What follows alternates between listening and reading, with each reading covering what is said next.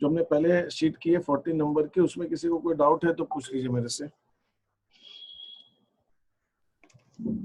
Sir एक बार question number 18 आप वापस सॉल्व करवा दो ना। मैंने जब वापस खुद से करने की कोशिश करी तो फिर उसमें मुझसे हो नहीं रहा है। बाकी तो पूरी शीट 14 में ही क्या? शीट नंबर 14 में सर 550 है ना ये, तो एक है ना थोड़ा शीट का शीट नंबर 14 क्वेश्चन नंबर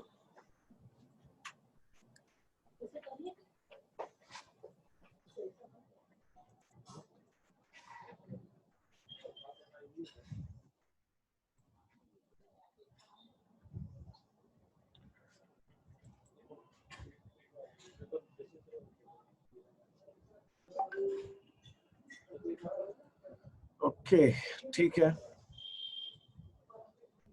तो the first thing is that you are asking is about this.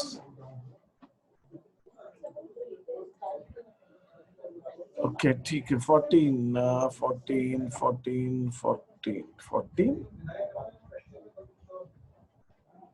Sir sheet number 14 और क्वेश्चन नंबर 18। इसमें तो है नहीं यार 18 क्वेश्चन, 12 क्वेश्चन है ये, जिसके अंदर यही वाली शीट ना। उसमें क्वेश्चन नंबर 18 अच्छा है तो मैंने चेंज किया फिर बाद में, मतलब सोल्यूशन ठीक है। अच्छा अच्छा अच्छा अच्छा ठीक है क्वेश्चंस तो है इसमें। Let me put it that way. अच्छा अंश, तुम क्या कह रहे थे लास्ट टाइम? तुम्हारा कुछ वो क्या समथिंग टाइमिंग के ऊपर तुम कुछ कह रहे थे। हाँ सो मतलब 10 मिनट लेट हो जाता है क्योंकि 1:20 पे क्लास ओवर होती है और फिर उसके बाद 10 मिनट हमारा होम रूम पीरियड होता है 1:30 तक। Yes, that is not humanly possible to join so immediately। ठीक है तो मैंने उसका सोच रहा था कि कैसे क्या करेंगे। तो विल अब 2 बजे तो एक दूसरी क्लास रहती इन लोगों की, तो will have only half an hour left. तो फिर वो क्लास को कॉम्पनसेट कभी संडे वनडे को करना पड़ेगा। ये वाला क्वेश्चन तुम रेफर कर रहे हो ना मेरे से अभी? हिमांशु फटा बोला फटाफट, ये वाला क्वेश्चन है ना 20th वाला में? थोड़ा सा इसमें रीशफलिंग हुआ है मेरे से। सर नहीं, ये तो नहीं है सर, ये नहीं है। वो जो उसका क्वेश्चन नंबर 18 था वही था जिसमें आपने बोला था कि सेल्स टैक्स और एक्सरसाइज ड्यूटी को दोनों को इनडायरेक्ट टैक्स के तौर पे ले लो। ये वाला क्वेश्चन कह रहे हो तुम? Yes sir. अच्छा वैल्यू ऑफ आउटपुट का फार्मूला बताओ फिर, क्या होता है वैल्यू ऑफ आउटपुट का formula? So value of output इसके अंदर जो फिगर्स दे रखी हैं, सेल्स दे रखा है इसके अंदर अपने को।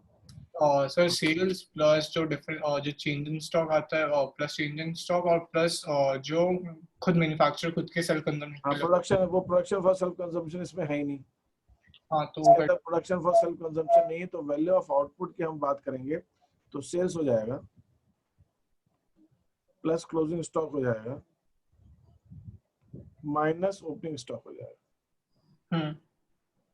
तो और तो कुछ इसके अंदर ऐसा है नहीं। तो this gives you the value of output, that is 1000 का 1000 ही रहेगा। Net value added at factor cost बोला, एनवी एट एफसी बोला। तो वैल्यू ऑफ आउटपुट 1000, इसमें से हम अगर इंटरमीडिएट कंजम्पशन घटाएंगे तो gross value added at market price आएगा। तो इंटरमीडिएट कंजम्पशन क्या है? दूसरों से बनी हुई चीज जो हमने खरीदी। इंटरमीडिएट कॉस्ट ये दे रखा है 600 रुपीज, तो ये 400 आ गया GV8 MP। अब GV8 MP से तुमको NV8 FC निकालना है, तो ग्रॉस से नेट आने के लिए क्या करेंगे हम? तो डेप्रिसिएशन को माइनस कर देंगे। डेप्रिसिएशन माइनस कर देंगे। डेप्रिसिएशन यहाँ 50 दे रखा है और फिर हाँ सर ठीक है, बस। तो ये हो गया इसके अंदर। इंटरमीडिएट आपको इनडायरेक्ट टैक्सेस लेस करने और सब्सिडीज ऐड करनी। इनडायरेक्ट टैक्सेस में मैंने आपसे कहा था एक्साइज ड्यूटी और सेल्स टैक्स दोनों को ऐड कर दो, तो 100 रुपीज इनडायरेक्ट टैक्स हो गया। Yes sir. सब्सिडीज ऐड करना है इसके अंदर। सब्सिडीज कितना है? 40 ऐड करना है। तो ये 400 में 150 माइनस करना है, तो कितना हो गया? 250 में 40 ऐड करना है, तो ये हो गया 290। Now this gives you the net value added at factor cost. Yes sir, noted. हाँ बताइए, शीट नंबर 14 में और किसी को कोई डाउट है क्या? Anybody has any doubt in sheet number 14? हाँ या ना? जिसको नहीं है ना बोल दे, जिसको है वो हाँ बोल दे, नो बस इतनी सी बात। एक ही को है नहीं प्रॉब्लम, बाकी नहीं सर। हाँ। तो आप लोग बोलना पड़ेगा भैया क्लास के अंदर, ऐसे थोड़ी है। अब सुनिए मेरे बात में क्या कहना चाह रहा हूँ, बहुत इंपॉर्टेंट जो चीज है। We are moving to next method. अब हम नेक्स्ट मेथड पे आ रहे हैं। नेक्स्ट मेथड क्या है, अब ध्यान दीजिएगा सबके सब यहाँ पे। हमारे पास क्या है, we first we divide sectors. अब बहुत इसमें एक फ्लो है, वो फ्लो आप समझने की कोशिश कीजिए, मैं आपको समझाने की कोशिश कर रहा हूँ। आई एम नॉट, आप ध्यान देंगे तो समझ में सब आ जाएगा। हम पहले पूरी इकोनॉमी को सेक्टर्स में बांट देते हैं, primary sector, secondary sector, tertiary sector. फिर इसके अंदर हम इनका क्या वैल्यू ऑफ आउटपुट निकालते हैं, वैल्यू ऑफ आउटपुट, ओटी मैंने ओटी। ये जो वैल्यू ऑफ आउटपुट होता है, सपोज मैं यहाँ पे फिगर दे रहा हूँ 800 की, यहाँ पे फिगर दे रहा हूँ मैं जो है 1600 की, यहाँ मैं फिगर दे रहा हूँ 2000 की। इस वैल्यू ऑफ आउटपुट में से हम इंटरमीडिएट कंजम्पशन कम करते हैं।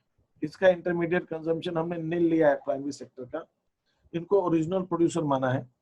इन्होंने 800 का प्राइमरी सेक्टर को बेचा, 1600 का टर्शियरी सेक्टर को बेचा। तो जब ये बेचा तो ये आ गया आपका gross value added at market price, GV8MP। आपको दिख रहा है, मुझे थोड़ा छोटा लिखना पड़ रहा है just because I need this space, बस आप थोड़ा सा फिर भी चलिए ठीक है। GV8MP, ये GV8MP 800 आ गया प्राइमरी सेक्टर का, सेकेंडरी सेक्टर का 800 आ गया, टर्शियरी सेक्टर का 400 आ गया। तो ये 8 16 4 20, ये 2000 ये हो गया। तो जो टोटल यहाँ पे फाइनली हाउस होल्ड को बेचा है वो भी 1000 है, ये भी 2000 है। GV8MP is there. अब क्या होता है, हर सेक्टर अपना अपना डेप्रिसिएशन घटाता है। अब सुनिएगा यहाँ से आगे की जरूरत। अब मैं हर सेक्टर अपना अपना डेप्रिसिएशन घटाएगा, हम हर सेक्टर का डेप्रिसिएशन माइनस करेंगे। थोड़ी देर के लिए मान लेते हैं इनका 100 है, इनका 100 है, इनका 50 है। तो डेप्रिसिएशन के बाद जो हमको आता है दैट इज NVA@MP। तो NVA@MP हो गया 700, ये हो गया 700, ये हो गया 350। तो ये टोटल इकोनॉमी का डेप्रिसिएशन हो गया हमारे पास 250। टोटल इकोनॉमी का NVA@MP ऐड करते हैं तो उसको कहते हैं NDP@MP। GV8MP ऐड करते हैं तो ये होता है GDP@MP। तो जब हम ये सब ऐड करेंगे तो ये आ जाएगा 1750, दैट इज NDP@MP। तो सर मतलब बेसिकली अपन लोग पहले डेप्रिसिएशन एक साथ में डिडक्ट कर देते अब थे। क्वेश्चन में जैसा दिया हो, क्वेश्चन में कई बार जो मैंने अभी तक आपको ज्यादातर क्वेश्चन दिए उसमें सबका कंबाइंड दिया हुआ है, और उसके अंदर आपको कंबाइन करने में भी यहाँ जो चीज मैं समझा रहा हूँ उसके अंदर मुझे आपको अलग अलग समझाने का एक पर्पज है। तो कोई जरूरी नहीं कि आप अलग अलग करो, आपकी इच्छा है आप यहाँ पे GDP@MP में से डायरेक्टली यहाँ डेप्रिसिएशन सबका एक साथ भी घटा सकते हो। मुझे अगर आपको हर सेक्टर का, अगर वो आपसे कहते हैं प्राइमरी सेक्टर का, सेकेंडरी का, टर्शियरी का, सबका NVA@MP अलग अलग निकालो, तब तो आपको अलग अलग घटाना पड़ेगा। जब आपको अलग अलग हर सेक्टर का अलग अलग नहीं पूछा है NVA@MP, आपको NDP@MP पूछा है, तो NDP@MP तो आप डायरेक्टली जो GDP@MP में से एक साथ डेप्रिसिएशन घटा के भी निकाल सकते हो NDP@MP। जब आपको हर सेक्टर का अलग, NVA@MP हर सेक्टर का होता है, NDP@MP पूरी इकोनॉमी का होता है। जब आपसे NDP@MP पूछा है तो आपको अलग अलग घटाने की जरूरत क्या है, आप घटाना चाहो तो घटा के भी ऐड करके NDP@MP निकाल सकते हो, नहीं तो मैं यहाँ पे भी कर सकता हूँ ना। मैं अगर मुझे NDP@MP निकालना है तो मैंने जैसे अभी निकाला, यहाँ पे स्क्रीन पे जो दिख रहा है वो भी हो सकता है। दूसरा मैं यहाँ पे भी, ये हो गया मेरा GDP@MP, इसमें मैं डेप्रिसिएशन घटा दूं तो यहाँ पे भी मैं NDP@MP ऐसे भी निकाल सकता हूँ, भले ही मुझे अलग अलग दिया हो, मैं सबका जोड़ के एक साथ घटा देता हूँ और मैं ऐसे भी निकाल सकता हूँ। तो NDP@MP निकालने के लिए मेरे पास दोनों ऑप्शन है, I can do it this way as well, I can go this way. जब तक मुझसे NVA@MP हर एक का नहीं पूछा हो तो मेरे को ये रास्ता, ये मेथड फॉलो करना मेरे लिए जरूरी नहीं है, मैं ये कहना चाहता हूँ। I need not necessarily go to calculate for every sector separately. Okay sir. मैं सबका एक साथ निकाल सकता हूँ, लेकिन यहाँ मैं जो करने जा रहा हूँ कुछ दूसरी चीज करने जा रहा हूँ, इसलिए मैं आगे चलता जाऊंगा। अभी I need not to go horizontally, you can go vertically, आप वर्टिकली भी निकाल सकते हैं जैसा अभी तक आपने निकाला है। अब मैं क्या करता हूँ, गवर्नमेंट ने क्या क्या एग्रीकल्चर प्राइमरी सेक्टर को सब्सिडी दे रही है, ठीक है साहब दे दो, आप सब्सिडी दे दो, आपकी जैसी इच्छा। तो गवर्नमेंट ने इनको सब्सिडी दी और कुछ लोगों से इनडायरेक्ट टैक्सेस लिया। प्राइमरी सेक्टर को 50 रुपए की सब्सिडी दी थी, सेकेंडरी सेक्टर से उन्होंने 100 रुपए का टैक्स ले लिया, टर्शियरी सेक्टर से भी उन्होंने 50 रुपए का टैक्स ले लिया। तो पूरी इकोनॉमी में इनडायरेक्ट टैक्स कितना हो गया 150, पूरी इकोनॉमी का सब्सिडी हो गया 50।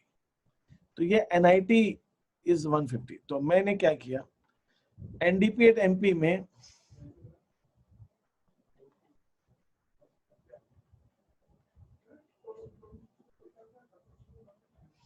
एनडीपीएट एमपी में मैंने 150 इनडायरेक्ट टैक्स घटाया, 50 रुपीज की सब्सिडी ऐड की, तो अल्टीमेटली 100 रुपीज घटाया।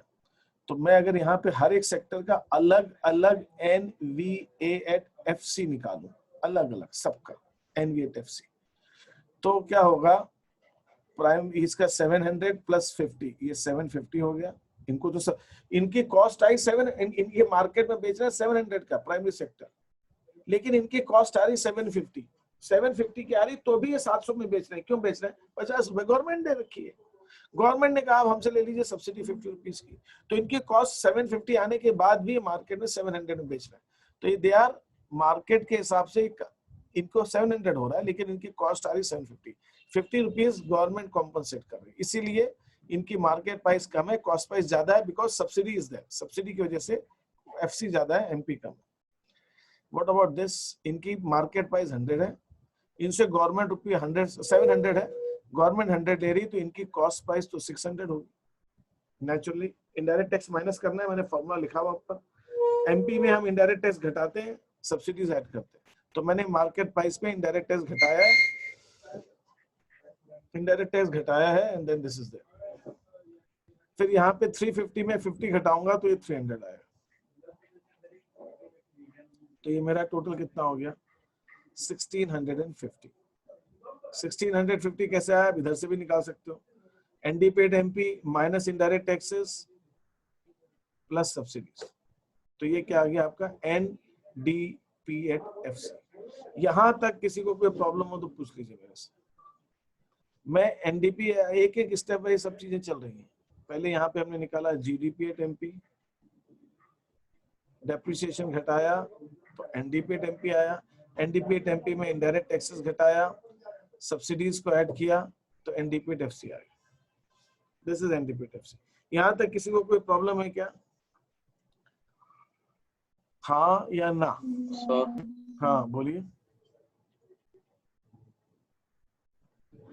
किसी बस सर ही सुनाई दिया मेरे को, आगे कुछ सुनाई नहीं दिया। No sir. हाँ बोलो भाई बोलो, कौन बोल रहा है? हाँ बोलो, क्या कह रहे हैं? मुझे डाउट था कि अगर मतलब हमको एग्जाम में इंडिविजुअल भी निकालने के लिए बोल सकते हैं क्या एनवीए? वो अलग अलग क्वेश्चन हो सकता है, किसी का बोला जा सकता है। वैसे अब क्वेश्चन आपको कॉन्सेप्ट मालूम है तो इंडिविजुअली भी पूछ सकते हैं, अलग अलग भी पूछ सकते हैं, वो एक साथ पूछ सकते हैं, वो कोई खास बात नहीं है। You should know how these things is to be calculated, उसमें कोई प्रॉब्लम थोड़ी है। सर 2 मिनट दे दो, ये नोट डाउन कर लेते हैं।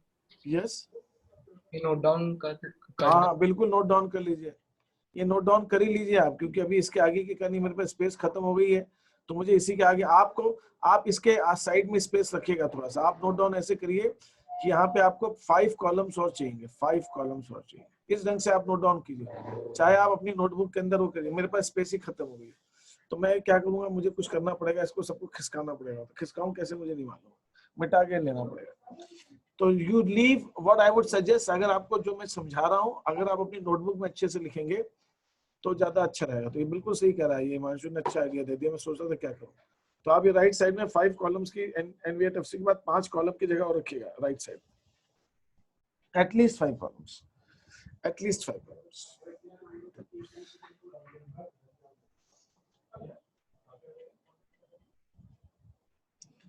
And if you write it there, photo फाटो में मत जाइएगा, स्क्रीनशॉट में, लिखने में ज्यादा भरोसा रखिए, एग्जाम में फोटो चिपका के नहीं आएंगे आप, लिख के आएंगे।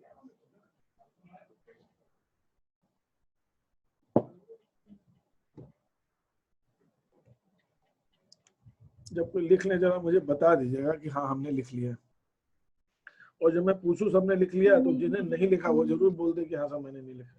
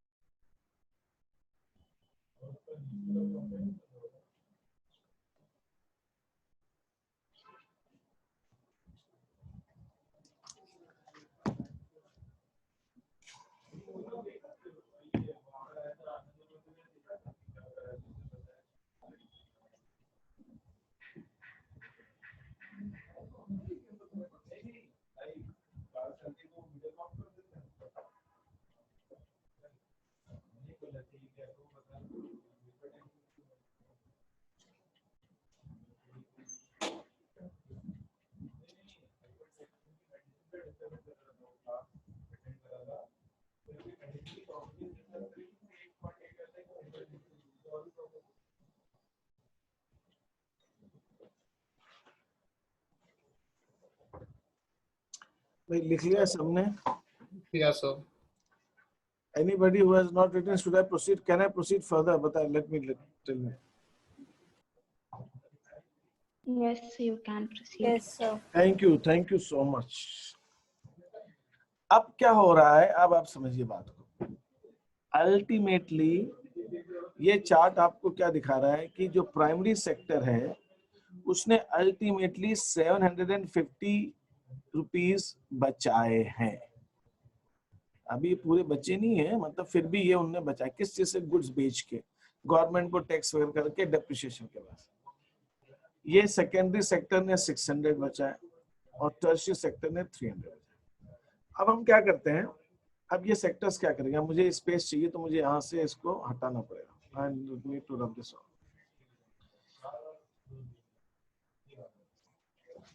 अब आप किसके साइड में आगे लिखेंगे?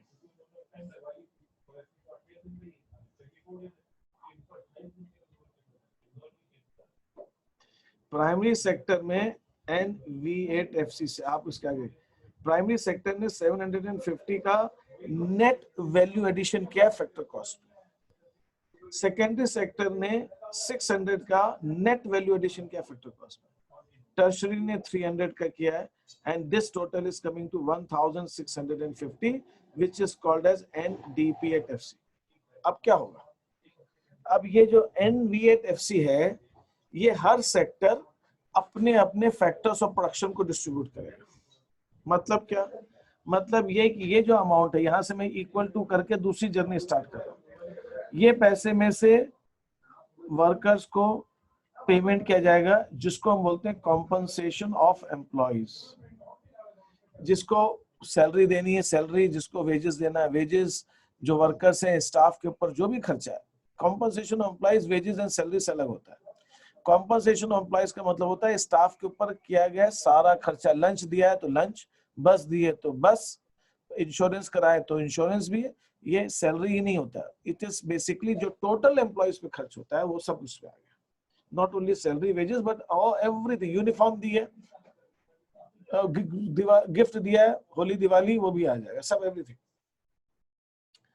प्लस जो हमने रेंट दिया है, रेंट एंड रॉयल्टी, वो तो ये 750 में से सबको फैक्टर्स ऑफ प्रोडक्शन को डिस्ट्रीब्यूशन होगा, rent and royalty. Then we will give it to interest को देंगे, और जो कुछ भी बचेगा वो हमारा प्रॉफिट हो जाएगा। तो बेसिकली ये NV8FC जो होता है NV8FC जो होता है, it is distributed among different factors of production. और कभी कभी किसी किसी इंडस्ट्रीज में ऐसा होता है, किसी किसी बिजनेस में ऐसा होता है कि अनऑर्गेनाइज सेक्टर होते हैं, वो प्रॉपर अकाउंटिंग, तो हम ये नहीं बता पाते कि रेंट कितना है, इंटरेस्ट कितना है ना। तो ऐसे केस में उसको हम बोलते हैं मिक्स्ड इनकम। कुछ लोग अपना ही पैसा लगाते हैं तो उनमें उसमें इंटरेस्ट नहीं है, अपनी जगह लगाई है उसमें रेंट नहीं है, तो उनका जो प्रॉफिट होता है उसमें उनका नोशनल, उनकी प्रॉपर्टी का एस्टिमेटेड जो रेंट हो सकता है अगर देते किराए पे, तो वो भी जुड़ा हुआ है, और वो सब चीज हो, तो उसको कहते हैं मिक्स्ड इनकम ऑफ सेल्फ। तो मान लीजिए प्राइमरी सेक्टर में जो पूरी प्राइमरी सेक्टर है उसमें से 150 का 250 का ले लेते हैं। 250 का कॉम्पनसेशन ऑफ एम्प्लॉयज दिया गया, 100 का रेंट दिया गया, 100 का 50 का इंटरेस्ट दिया गया, 100 का प्रॉफिट दिया गया। और कुछ लोग ऐसे थे प्राइमरी सेक्टर में जो अलग अलग नहीं बता पा रहे थे, 300 400 500 अच्छा ज्यादा ही हो गया, 150 का इंटरेस्ट रख लेते। ठीक है, तो ये मैं काम करता हूँ, थोड़ा सा इरेशनल हो रहा है ये। 350 350 एंड 5400 400 600 और ये 150 ऐसे कर लेते हैं। तो ये प्राइमरी सेक्टर में क्या हुआ कि जो 750 था उसको डिस्ट्रीब्यूट किया गया, compensation of employees, rent, interest, profit, mixed income of 750। This is what it is. Secondary sector के अंदर मान लेते हैं देयर आर 5, एक 5 है ना, तो ये 120 120 सबको इक्वली डाल देते हैं। ये 300 है, इसको भी मैं चलो 100 हो गया, 200 हो गया, 200 में 50-50 डाल देता हूँ। तो अल्टीमेटली हो क्या रहा है, जो NV8FC है that is being distributed by all these sectors into different factors of production, to different sectors। तो अगर मैं पूरी इकोनॉमी का कॉम्पनसेशन ऑफ एम्प्लॉइज ऐड करूं, that is coming to 200 300 470। पूरी इकोनॉमी का मैं रेंट ऐड करूं 270, पूरी इकोनॉमी का मैं इंटरेस्ट ऐड करूं, पूरी इकोनॉमी का मैं प्रॉफिट ऐड करूं, पूरी इकोनॉमी का MISC ऐड करूं, MISC is 200 320, तो I can get NDP8FC also। तो मैं आपसे जो ये भी आप लिख लीजिए जरा, ये सब कॉलम बना लीजिए, आप पूरा कंप्लीट करिए, फिर मैं आगे बताता हूँ। You note down this।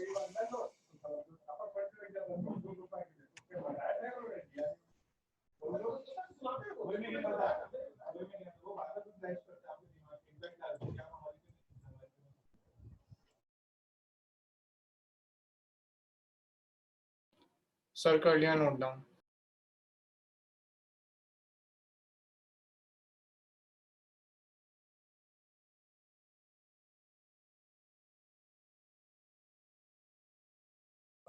Okay, can I proceed further? Sir 2 second. Yes, thank you। ये किसकी आवाज है, सार्थक की थी क्या? यस सर हो गया, यस सर सार्थक। पूरी क्लास में पहली बार सुनाई दिया है तुम्हारे अभी तक तो? सर हो यहीं पे ही हो। Everybody has noted it down। ये आपको नहीं लिखना है ना, राइट में जो लिखा है मैंने, ये छोड़ दीजिए, इसकी जरूरत नहीं है। ये तो लिखा हुआ आपने, ये बस इतना लिखना।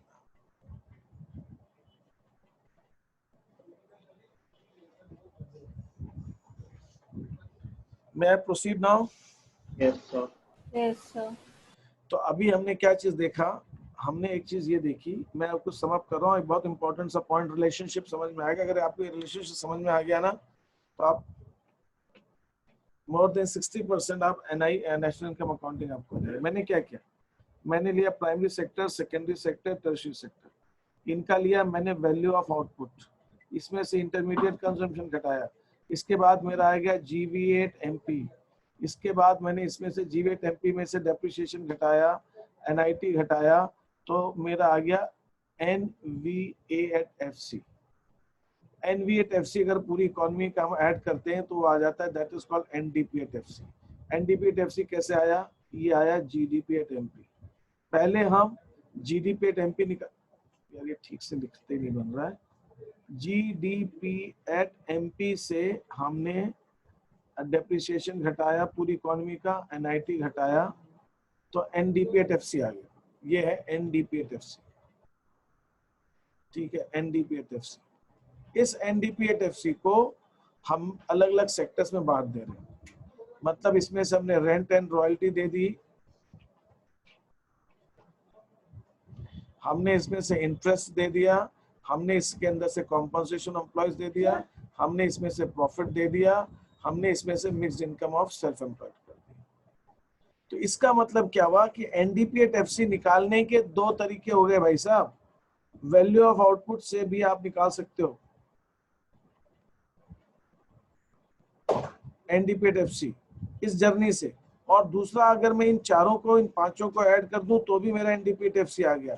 अगर मैं ये वाला रास्ता अपनाता हूं, इधर वाला, if I follow this method, if I follow this method, if I follow this method and this method, अगर मैं ये वाला रास्ता अपनाता हूं इधर से, इसको कहते हैं income method of calculating national income.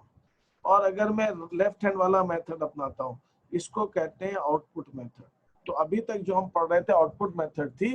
अब अगर हम एनडीपीएफसी, रेंट, इंटरेस्ट, सीओई और प्रॉफिट और एमआईएससी ऐड करके निकालेंगे तो वो इनकम मेथड कहलाएगी। तो मैं दोनों ढंग से एनडीपीएफसी निकाल सकता हूं। और अगर टेक्निकली हमारा डाटा सही है, टेक्निकली हमारा डाटा सही है और सारी इंफॉर्मेशन इकोनॉमी में बिल्कुल सही से कलेक्ट की गई है, तो आउटपुट मेथड से और इनकम मेथड से रिजल्ट एक ही आना चाहिए। You should get the same figure whether you follow output method or follow the income method. Sir हाँ। एक डाउट है, वो MISC का और बता दो। जहां जहां पे जिस बिजनेस के अंदर रेंट, इंटरेस्ट और वगैरह हम अलग अलग नहीं कर सकते, उसको कहते हैं मिक्स्ड इनकम। क्यों नहीं कर सकते? उन्होंने प्रॉपर अकाउंटिंग नहीं कर रखी। क्यों नहीं कर सकते? क्योंकि वो खुद ही इंटरेस्ट है, वो खुद ही प्रॉफिट है, वो खुद ही रेंट है ना, वो मिक्स है। वो ऑर्गेनाइज, अनऑर्गेनाइज सेक्टर के अंदर आता है, where we are not able to separate it properly. बस दैट्स इट। तो सर जो रेंट वगैरह जो भी अपनी इनकम के तौर पे, ना कि अपने एक्सपेंस के तौर पे, अच्छी क्या? जो रेंट मिल रहा है अपन को, जो इंटरेस्ट मिल रहा है अपन को, और जो सीओई है, इकोनॉमी में बहुत सारे लोग होते हैं। हाँ सबके सब, कुछ लोग हो सकता है नहीं भी प्रॉपरली। भाई मैंने क्या कहा? मैंने ये बताया कि जो आपका एनवीएफसी है वो आप अलग अलग फैक्टर्स ऑफ प्रोडक्शन को डिस्ट्रीब्यूट कर रहे हो। No, these are not two same methods. Value of output method and value added method and value output method is same. वो दोनों एक ही मेथड। आउटपुट मेथड को वैल्यू एडेड मेथड भी कहते हैं। तो जो मैं कह रहा हूं कि जो एक फर्म एनवीएफसी क्रिएट कर रही है, वो अपने फैक्टर्स ऑफ प्रोडक्शन को डिस्ट्रीब्यूट कर रही है। तो एक फर्म कुछ ऐसी हो सकती है जो वैल्यू ऑफ आउटपुट एनवीएफसी बता रही है, उससे अगर पूछो तुमने रेंट कितना दिया, इंटरेस्ट कितना दिया, उसके पास उसका हिसाब किताब नहीं है, तो हम क्या मानेंगे उस केस के अंदर? एनवीएफसी हम मान लेंगे एमआईएससी के बराबर।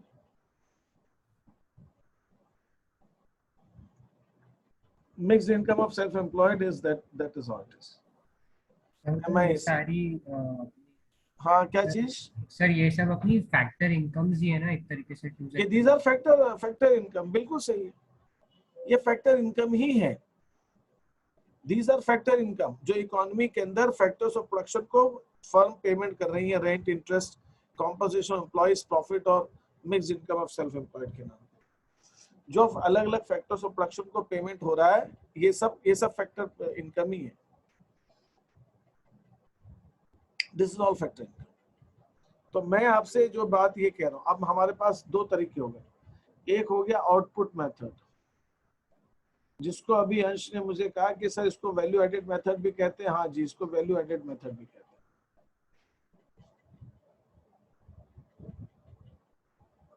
और दूसरा है हमारा इनकम मेथड। इसके अंदर देखिए ध्यान से, इसके अंदर सबसे पहले हम वैल्यू ऑफ वो निकालते हैं, value of output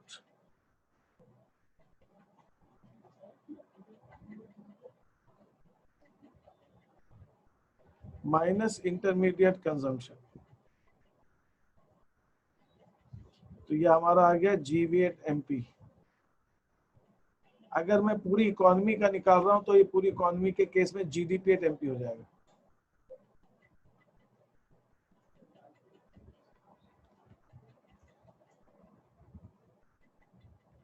minus depreciation,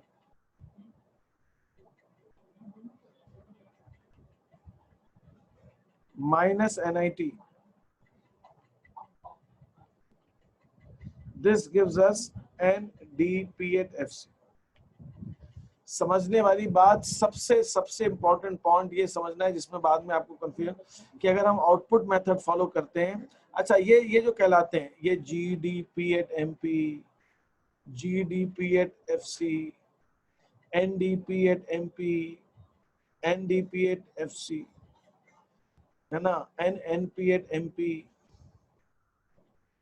NNP8FC, ये सब जो है इनके लिए कॉमन वर्ड है, they are called national income aggregates. National income aggregate होता है, एग्रीगेट माने टोटल, तो नेशनल इनकम एग्रीगेट के अलग अलग नाम हैं, aggregates, they are called aggregates. ये अलग अलग नामों से नेशनल इनकम के अलग अलग एग्रीगेट्स हैं, बट नेशनल इनकम प्योरली तो NNP8FC है, लेकिन अलग अलग पर्पज से गवर्नमेंट ये सब चीजें निकालती फॉर अलग डिफरेंट डिसीजन मेकिंग। जैसे हम नेट प्रॉफिट निकालते थे 11th में, सिर्फ नेट प्रॉफिट थोड़ी निकालते थे, ग्रॉस प्रॉफिट निकालते थे, ऑपरेटिंग प्रॉफिट भी निकालते थे, पर मेन प्रॉफिट तो नेट ही प्रॉफिट ही है। और नेट प्रॉफिट भी दो होता है, एक बिफोर टैक्स, एक आफ्टर टैक्स। तो वो सब क्या है, ये अलग अलग टाइप के प्रॉफिट हैं जो हम अलग अलग डिसीजन के अलग अलग पर्पज से निकालते हैं। Main profit net profit after tax है, but then it is so NNP8FC is national income. लेकिन कई बार गवर्नमेंट को अपने डिसीजन मेकिंग के लिए दूसरे एग्रीगेट्स भी लगते हैं। दूसरे एग्रीगेट्स क्या लगता है, उसको GDP8MP भी लग सकता है, उसको GDP8FC भी लग सकता है, उसको NDP8FC भी लग सकता है, तो वो एग्रीगेट्स यूज करती है। तो यहाँ पे मैं कहना ये चाहता हूँ कि GDP8MP is the first national first aggregate. जब आप आउटपुट मेथड से निकालेंगे तो सबसे पहले आपका GDP8MP ही आएगा, ये समझना। GDP8MP सबसे पहले आएगा, रुको जरा शिखा थोड़ी सी बात कर लेना है ना। GDP8MP सबसे पहले आएगा जब आप वैल्यू ऑफ आउटपुट मेथड से निकालते हैं, ठीक है। अब नेशनल इनकम मेथड से जब आप निकालेंगे तो क्या होगा, आप रेंट एंड रॉयल्टी ऐड करेंगे, ठीक है, आप इंटरेस्ट ऐड करेंगे, रेंट एंड रॉयल्टी इंटरेस्ट है, फिर आप इसके बाद कॉम्पनसेशन ऑफ एम्प्लॉयज करेंगे, फिर आप प्रॉफिट लेंगे, आप इसके अंदर प्रॉफिट लेंगे, फिर आप mixed income of self employed करेंगे। इन पांचों को जब आप ऐड करेंगे तो आपका आएगा NDP8FC। तो जब आप ये आप भले अलग से नोट कर लीजिए, जो भी कर लीजिए, ये कंफ्यूजन बाद में अराइज होता है। हम आउटपुट मेथड जब करते हैं तो सबसे पहले GDP8MP आता है, लेकिन जब हम इनकम मेथड फॉलो करते हैं तो सबसे पहले NDP8FC आता है। आउटपुट मेथड से NDP8FC निकालने के लिए हमें कुछ एडजस्टमेंट्स करने होते हैं डेप्रिसिएशन के, NIT के, लेकिन जब हम इनकम मेथड फॉलो करते हैं तो सबसे पहले NDP8FC आता है, अपने आप ही NDP8FC आएगा। हमको NDP8FC अलग से निकालना नहीं पड़ता, NDP8FC अपने आप आएगा। अब NDP8FC से जो निकालना वो निकाल लो। आउटपुट मेथड में सबसे पहले GDP8MP आएगा, फिर जो निकालना वो निकाल।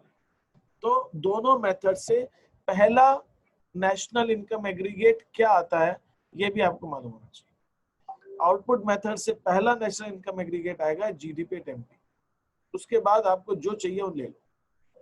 इनकम मेथड से पहला नेशनल इनकम एग्रीगेट आएगा NDP8FC, फिर आप जो चाहिए आप ले लीजिए। तो ये दोनों में NDP8FC निकालने की मैंने पूरी प्रोसेस रख ली, आप इसको भी लिख लीजिए। NDP8FC हम कैसे निकालें, NDP8FC आउटपुट मेथड से कैसे आएगा और इनकम मेथड से कैसे आएगा, ये मैंने आपके दोनों साइड लिखा हुआ। सर लिख लिया। आप सबने लिख लिया क्या? नहीं सर, एक सेकंड लिख लीजिए जरा आप।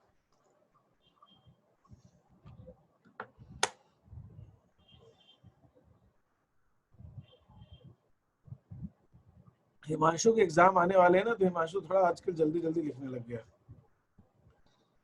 तो मैं ये चाहता हूँ कि उनको हर 15 दिन में एक एग्जाम रख लेना चाहिए स्कूल वालों को, तो कभी टेम्पो डाउन ही नहीं होगा, वो हमेशा पीक पे रहेगा। और मेरे साथ में और 2 लोगों के एग्जाम आ रहे हैं अभी इसी की। नहीं वो ठीक है, लेकिन तुम जो ज्यादा एक्टिव होते हो एग्जाम के टाइम पे, बाद में तो तुम सोचते हाँ, अगर तुमको आज मालूम पड़ जाए कि हाँ मतलब एग्जाम, तो मुझे ऐसा लगता है कि बहुत जरूरी हो गया है। कुछ लोग कहते हैं एग्जाम एग्जाम एग्जाम, बच्चे परेशान, लेकिन अब कई बार समझ में आता है एग्जाम नहीं लो तो नालायक पढ़े ही नहीं। बट सर इसका कॉन्सेप्ट पॉइंट ये भी है ना कि क्या बोलते हैं, पूरा पूरा करिकुलम ही ऐसा सेट कर दिया है, बुक्स भी ऐसी डिजाइन होती है कि वो एग्जाम्स के हिसाब से बनी हुई होती है, रेफरेंसेस बना दिए वही है ना, वो सिस्टम बन गया है ऐसा, क्योंकि सिस्टम बिना उस सिस्टम के काम पढ़ते ही नहीं है। हम एग्जाम के लिए तो पढ़ते हैं, पढ़ना किसको गरज पड़ी पढ़ने के लिए? पागल है क्या कोई पढ़ेगा? पागल लोग पढ़ते हैं। कि पढ़ाई करने की चीज होती है क्या? एग्जाम के लिए पढ़ा जाता है? तो पढ़ना वढ़ना क्या है? किसको फुर्सत पढ़ने की? वो कुछ लोग कहते होंगे पढ़ लिख के बनोगे ना, वो क्या पढ़ने, वो एग्जाम के लिए पढ़ना है बस। और फिर पेरेंट्स को जवाब देना पड़ता है थोड़ा सा, अपने को कुछ कंसेशन चाहिए ना, उनसे कुछ काम होता है। तो बताओ तो सही, हाँ स्कूल पूरा सिस्टम ही रॉटन सिस्टम है। स्कूल जाओ, एग्जाम दो, करिकुलम में फिट हो रहा है ना, मतलब अब वो आदत से पढ़ के बचपन से क्या नर्सरी से डाल देते हैं ना, वो तो ढलने में ढल जाते हैं, है ना। लेकिन नहीं सर, हमारे स्कूल में 5th तक एग्जाम ही नहीं होती थी। क्या तुम्हारा किसके? हाँ स्कूल में हमारे 5th तक एग्जाम ही नहीं होती थी। तो सरप्राइज टेस्ट होता था, किसी दिन क्लास में टीचर आती थी वो अच्छा सार्थक, मतलब तुम्हारे मतलब ये उसमें चौथराम में? चौथराम में, यस अच्छा, सर। तब तक बेटा अपन बहुत छोटे होते हैं, अपने को मालूम ही नहीं होता एग्जाम होती क्या है। जब तक एग्जाम, जब हम समझने लगते हैं बड़े होके, तब हमको एग्जाम देने लगते हैं। अगर यही बात पहले हिमांशु को समझ में आ जाती तो हिमांशु कितना सुखी बच्चा था। जब इसको समझ में आई कि हाँ एग्जाम कुछ होता है, अरे तब तक एग्जाम चालू हो गई। तो मतलब वो एंजॉय ही नहीं कर पाया, नो एग्जाम डेज को एंजॉय कहाँ कर पाएंगे। Yes sir. हाँ ये बड़ा एक ट्रेजेडी है इस सिस्टम की। सर मेरी वो क्लास का हाँ टाइम भाई भी आप बता दीजिए, यहाँ तक क्लियर है सबको? ये लिख हाँ लिया ना सर। सबने? Yes sir. हाँ मैं अब ये आपको जो है एक चीज भेज रहा हूँ, मैं आपको 2 मिनट 1 मिनट लूंगा बस, 5:30 से ये है हमारा। मैं ठीक है इसको करते हैं, I'll send you this and still try to, मैंने भेज ही दी है वो शीट। तो अब आप जितना एक बार ट्राई कर सके करिएगा, हम नेक्स्ट क्लास में उसको एक बार और डिस्कस करना पड़ेगा। ठीक है, फिर let us and this class. अब ये हमारी टीटीएस को क्लास जो है करीब 30-35 मिनट्स की हो पाएगी। विल सी, करते हैं फिर कुछ इसका इलाज। ठीक है, anything else? Fine. No, sir. हाँ, thank no you. Sir. Thank you, sir.